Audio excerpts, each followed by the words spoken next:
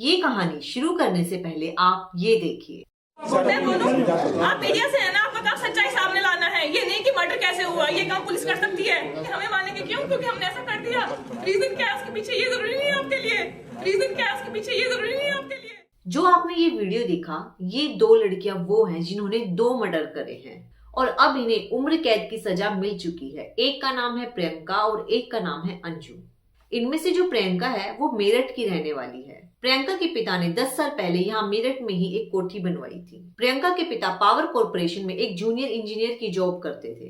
प्रियंका ने अपनी स्कूलिंग मेरठ के जेपी स्कूल से कंप्लीट करी। स्कूल की पढ़ाई खत्म होने के बाद साल 2002 में प्रियंका ने फैशन इंस्टीट्यूट ऑफ टेक्नोलॉजी से फैशन डिजाइनिंग का कोर्स किया और 2005 में प्रियंका ने मिस मेरठ का खिताब अपने नाम किया। मिस मेरठ का अवार्ड जीतने के बाद प्रियंका की फैन फॉलोइंग बहुत ज्यादा बढ़ने लगी, जो कि उसके परिवार को बिल्कुल भी पसंद नहीं थी। उसके परिवार वालों को बिल्कुल भी पसंद नहीं था कि प्रियंका ज्यादा किसी से घुले मिले। उसके परिवार वाले बहुत कंजर्वेटिव टाइप के लोग थे। जब भी प्रियंका किसी से मिला करती थी या बाहर जाया करती थी तो उसका भाई उसे मारता था। एक टाइम में प्रियंका का एक बॉयफ्रेंड भी होता है जो उसे धोखा दे देता है। जब ये बात उसके परिवार वालों को पता चलती है तो वो उसको बहुत मारते हैं। पहले मुझे वजह समझ में नहीं आया कि उसे मारता था, इतना मारता था कि मैं बेहोश हो जाती थी या बुखार आ जाता था मुझे। उसके बाद उसको अब करना कि कोई चक्कर है या ये है या ऐसी मारती है, बदतमीज है। इसके बाद आगे आगे टाइम बीतता जाता है और प्रियंका आगे की पढ़ाई पूरी करने के लिए न्यू दिल्ली चली जाती है। दिल्ली जाकर प्रियंका ने south Delhi polytechnic for women में इंटीरियर डिजाइनिंग का कोर्स किया और वहीं पास के हॉस्टल में रहने लगी। वहीं हॉस्टल में प्रियंका की मुलाकात उसकी रूममेट अंजू से होती है और यहीं से वो दोनों बहुत ही अच्छी दोस्त बन जाती हैं। अंजू, जो कि उत्तर प्रदेश के अमरोहा जिले में रहती है। बचपन में ही अंजू के पिता की डेथ हो जाती है, जिसके बाद उसकी जो माँ है वो उसी के चाचा से शादी कर लेती है।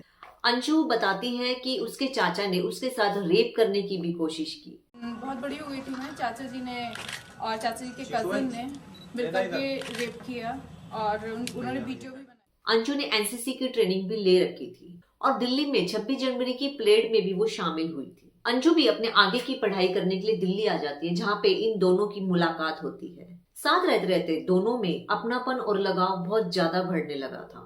कुछ दिनों बाद इनकी दोस्ती इतनी गहरी हो गई कि ये दोनों एक दूसरे के बगैर रह ही नहीं सकते। जब प्रियंका के घर वालों को ये बात पता चलती है तो उसके घर वाले उसको अंजू से दूर रहने के लिए कहते हैं।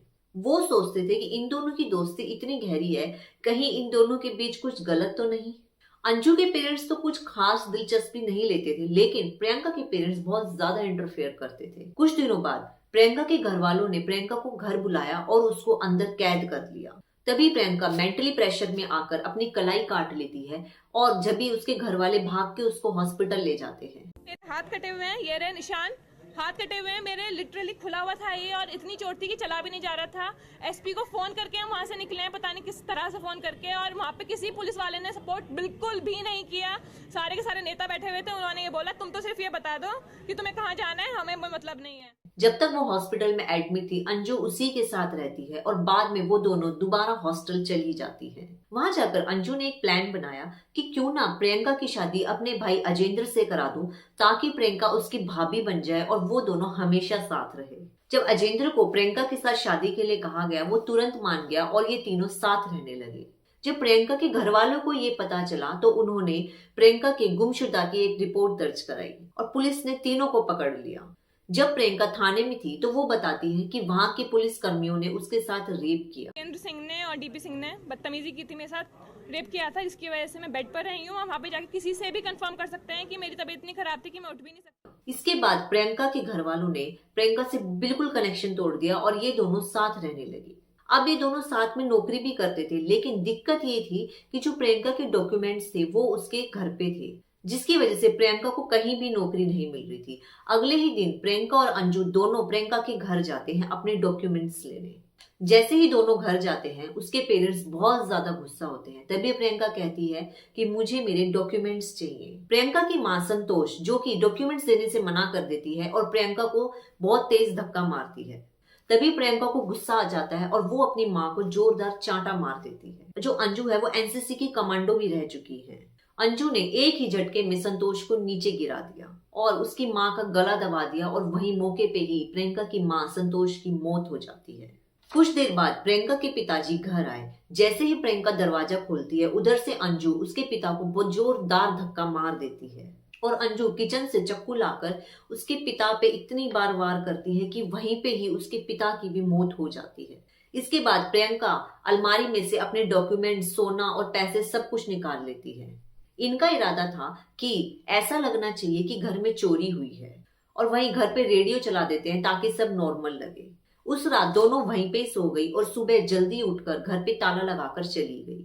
कई दिनों बाद जब घर से बाहर कोई नहीं निकलता तो पड़ोसी पुलिस में रिपोर्ट करते हैं। तभी पुलिस घर पे आती है और सारी जांच करती है। पहले तो लग रहा था कि ये चोरी है, लेकिन चीजें बाद में सामने आती है। जांच में जब इन दोनों का नाम आया तो 17 नवंबर 2008 को दोनों को गिरफ्तार कर लिया जाता है। पूछताछ में दोनों ने अपना जुर्म कबूल कर लिया और पुलिस ने दोनों को जेल भेज दिया। बाद में 26 दिसंबर 2010 में दोनों को जमानत मिल जाती है, लेकिन दोबारा 28 मई 2015 को इनको उम्र कैद की सजा हो जाती है। अभी ये दोनों जेल में हैं और अंदर कैदियों को शिक्षित करती हैं। तो कुछ इस तरह थी ये कहानी। मुझे लगता है कि इसमें गलती दोनों की है कि पेरेंट्स को भी अपने बच्चों को समझना चाहिए और जो इन दोनों ने किया है वो तो एक अपराध है। आपका इस बारे में क्या कहना है, कमेंट करके जरूर बताएं। धन्यवाद।